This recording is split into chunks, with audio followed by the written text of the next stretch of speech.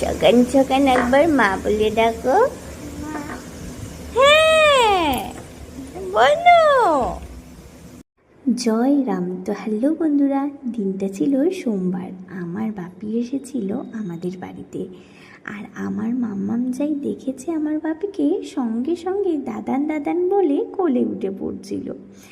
যাই হোক, তারপরে আমার বাপিকে সকালবেলায় টিফিন দিলাম কচুরি আর ঘুগনি।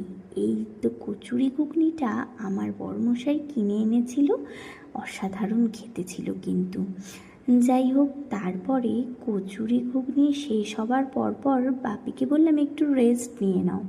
বাপি রেস্ট নিতে গেল ঘরে, ও বাবা, আমার মাম্মাম এসে বাপিকে ডিস্টার্ব করলো।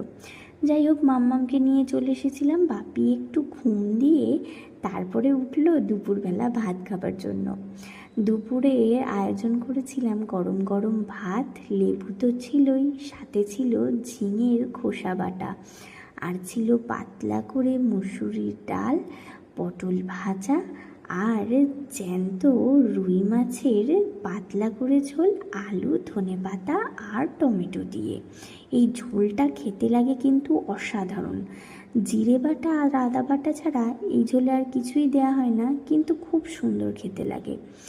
যাই হোক, তারপরেই বাপি এসেছিল বলে কথা, মাটন হবে না তা কখনো হয়। তাই বড়মশাই আমার ভোর ভোর উঠে চলে গিয়েছিল মাটন আনার জন্য, শ্বশুরমশাই আসছে বলে কথা। যাই হোক, খাওয়া দাওয়া করে বাপির আবার অফিস আছে, তাই বাপি আবার বেরিয়ে পড়লো বাড়ির দিকে। যদি ভিডিওটা ভালো লেগে থাকে please like, share and subscribe করো, আর দেখতে থাকো আমার চ্যানেলটাকে। টাটা।